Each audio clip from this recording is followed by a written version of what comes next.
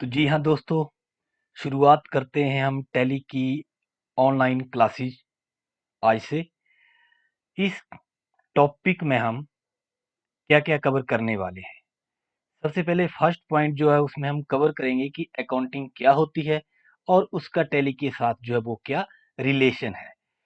Second, हम इसी topic में आगे ये कवर करेंगे कि जो टैली कोर्सेस के लिए क्वालिफिकेशन कितनी चाहिए। तीसरे पॉइंट में हम कवर करेंगे कि फाइनेंशियल ईयर क्या होता है। और नेक्स्ट पॉइंट में हम कवर करेंगे कि टैली का हिस्ट्री क्या है। और जो लास्ट पॉइंट है हमारा, जो कि बहुत ही जरूरी है, उसमें हम ये कवर करेंगे कि अगर हमने टैली का कोर्स किया है तो उसके फ्यूचर में हमें क्या क्या बेनिफिट मिल सकते हैं। तो जी हाँ, शुरुआत करते हैं। सबसे पहले क्या है कि अकाउंटिंग क्या है। अगर अकाउंटिंग को अगर देखा जाए तो हिंदी में हम अकाउंटिंग को लेखांकन कहते हैं। ये जो लेखांकन शब्द है, ये दो अलग अलग शब्दों के साथ मिलाकर बना हुआ है। लेख से मतलब है लिखने से, कि जब भी हम क्या करते हैं, किसी भी घटना को, क्रम को अंकों में लिखा जाता है तो उसको हम लेखांकन कहते हैं। जैसे कि उदाहरण के लिए मिस्टर सोनी जो है वो क्या करते हैं कि एक कंपनी की शुरुआत करते हैं और उसके ऊपर वो 3 लाख रुपया जो है लगाते हैं। तो इसमें क्या है, जो हम शब्दों में लिखेंगे उसको हम लेख कहेंगे, और जो हम अंकों में लिखेंगे उसको हम अंकन कहेंगे। अब इसमें शब्द क्या है और लेख क्या है।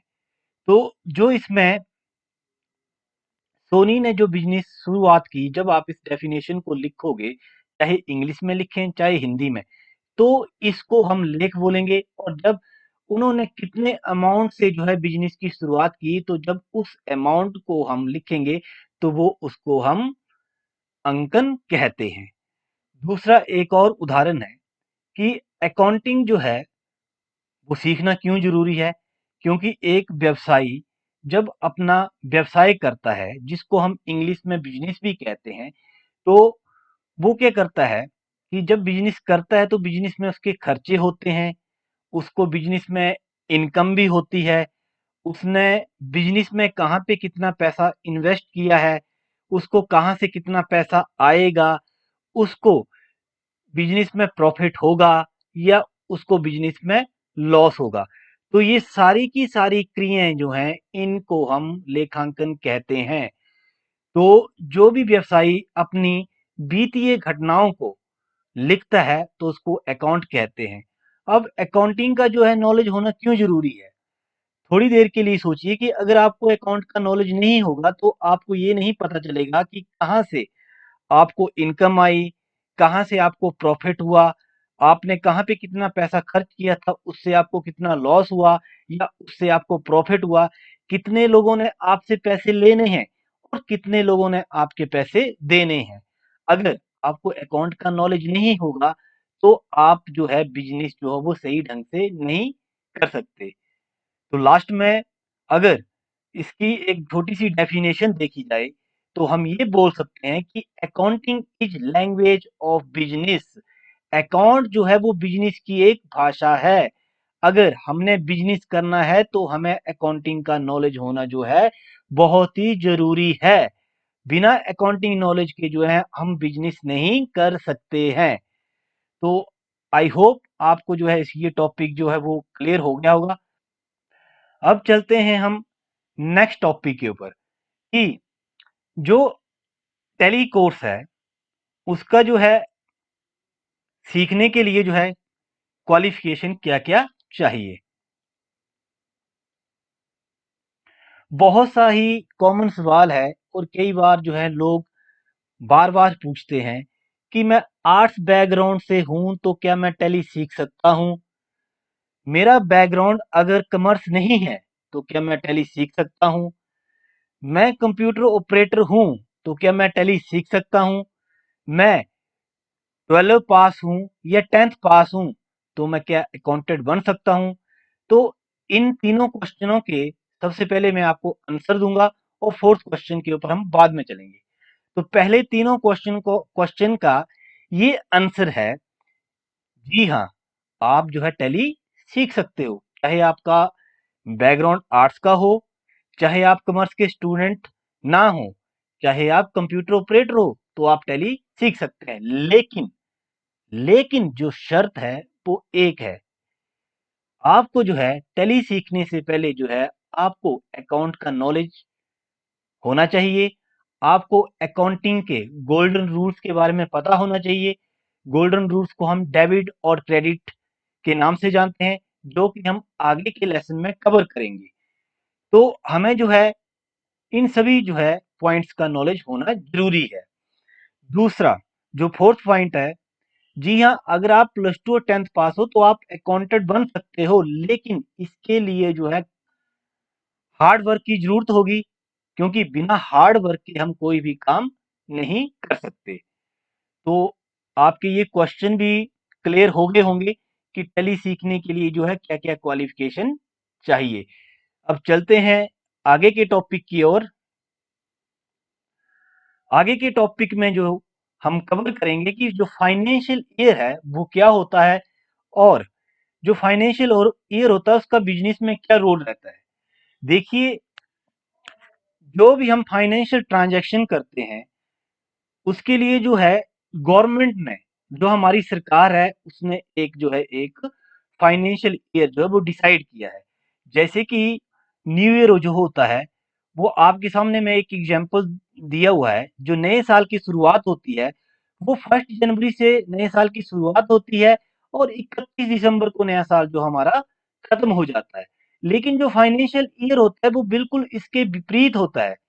आपने क्या किया है कि कोई भी बिजनेस की जब शुरुआत करते हो तो उसका जो लेखा जोखा जो है वो लिखा जाएगा 1 अप्रैल 2019 से उसकी शुरुआत होगी, और उसका लेखे जोखे की जो समाप्ति होगी वो 31 मार्च 2020 के बीच में होगी।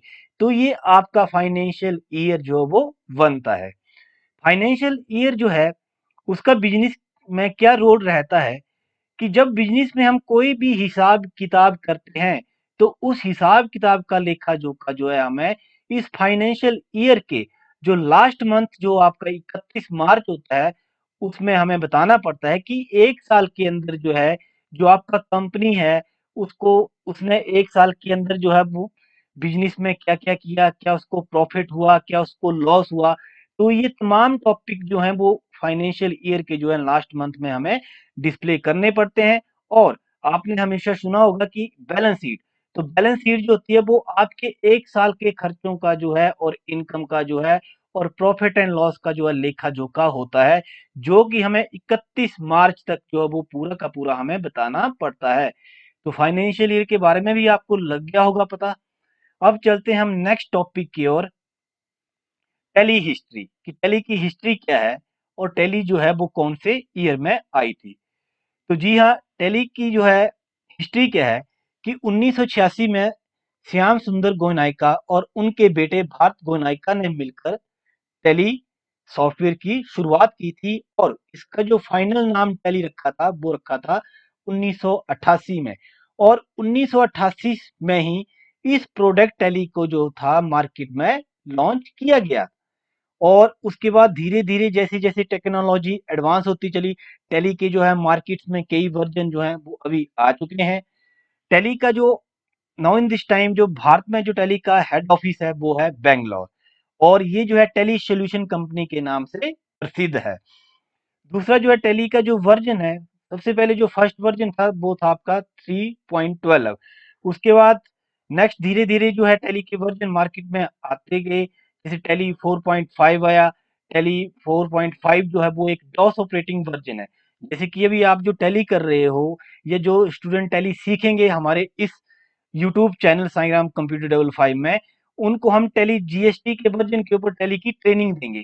तो जो टैली 4 पॉइंट वर्जन जो है वो डॉस के ऊपर यूज किया जाता है। आज भी कई चार्टेड अकाउंटेंट बहुत से लोग जो है टैली 4.5 का यूज करते हैं, लेकिन ये डॉस बेस्ड वर्जन है। डॉस में जब हम काम करते हैं तो वो कमांड की सहायता से काम किया जाता है, लेकिन जो अभी जो हम वर्जन करने जा रहे हैं वो जो है आपका 7.2 के बाद जो है टेली जीएसटी का वर्जन जो है उसमें हम काम करेंगे।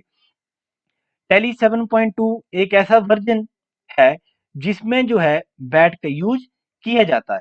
इससे पीछे के जो भी वर्जन है उनमें बैट कैलकुलेट नहीं होता है, लेकिन जो बैट कैलकुलेट होता है वो 7.2 के वर्जन में होता है। लेकिन अब जो आपका जो है टेली जीएसटी जो भी आपके सामने लेटेस्ट वर्जन है उसमें जीएसटी जो है वो यूज किया जाता है, उसमें जीएसटी की कैलकुलेशन भी की जाती है, उसमें बैट की कैलकुलेशन भी की जाती है। और ये वर्जन जो है भारत में 2017 से जो है टेली जीएसटी का जो है भारत में पूरी तरह से ये सॉफ्टवेयर जो है वो इंट्रोड्यूस किया गया, क्योंकि जीएसटी की जो शुरुआत हुई इंडिया में 2017 से जीएसटी की शुरुआत जो है वो इंडिया में हुई।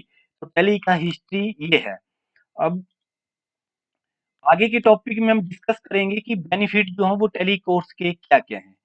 तो देखिए, टेली कोर्स करने के बाद जो है हमारे जो बेनिफिट्स हैं वो बहुत ही ज्यादा है, क्योंकि हमेशा जो है आप देखते हो कि बेरोजगारी जो वो दिन प्रतिदिन बढ़ रही है और बहुत से लोग जो हैं वो कंप्यूटर का कोर्स कर रहे हैं, लेकिन अधिकतर लोग जो हैं वो टैली का कोर्स नहीं करते। लेकिन मैं उन सभी लोगों को ये बताना चाहता हूँ कि जब से जीएसटी और वैट तो चलो ओल्ड हो चुका है, लेकिन जब से जीएसटी मार्केट में आया हुआ है तब से टैली सीखना जो है वो बहुत ही जरूरी हो गया है। क्योंकि अगर आप एक मॉल में जाते हो या किसी शॉप में जाते हो, चाहे वो शॉप छोटी हो चाहे बड़ी हो, तो हर एक जगह पे जो है टैली का यूज किया जाता है। और क्योंकि कोई भी कस्टमर जब मार्केट से कोई भी प्रोडक्ट परचेज करता है तो वो जो है उस प्रोडक्ट का जो है आपसे इनवॉइस की डिमांड करता है, जिसको हम बिल कहते हैं। तो टेली जीएसटी में जो है बिलिंग का जो है बहुत ही ज्यादा काम हो रहा है। और आने वाला जो टाइम है धीरे धीरे जो है टेली का जो यूज हर ऑफिस में होगा। जैसे कि अभी भी बहुत से ऑफिस हैं जिनमें टेली का यूज हो रहा है, चाहे वो गवर्नमेंट सेक्टर है चाहे प्राइवेट सेक्टर है। तो टेली सीख कर कोई भी स्टूडेंट जो है वो फ्री नहीं बैठ सकता, वो अपने लोकल एरिया से ही टेली की शुरुआत करके जो है टेली सीख के जो है अपनी जो है जॉब आगे कंटिन्यू कर सकता है और महीने का 10,000 से लेके 15,000 रुपए तक जो है वो सैलरी अर्न कर सकता है। तो आज के इस लेसन में बस इतना ही। और मैंने आपको शुरुआत से ही बताया था कि हम टैली का ये जो कोर्स अपने यूट्यूब चैनल पे आपको करवा रहे हैं, इसमें 0 से लेकर 100 तक जो है हम आपको ट्रेनिंग देंगे। इसमें बेसिक लेवल से लेके एडवांस लेवल तक के जो टॉपिक हैं वो हम इस कोर्स में कवर करेंगे। और अगर आपको ये वीडियो अच्छा लगा हो तो आप हमारे चैनल को जरूर सब्सक्राइब करें। और आगे का जो टॉपिक है उसमें हम सीखेंगे कि टैली में कंपनी कैसे क्रिएट की जाती है। और इसके लिए आप हमारे नेक्स्ट वीडियो का इंतजार कर सकते हैं, या फिर आप डिस्क्रिप्शन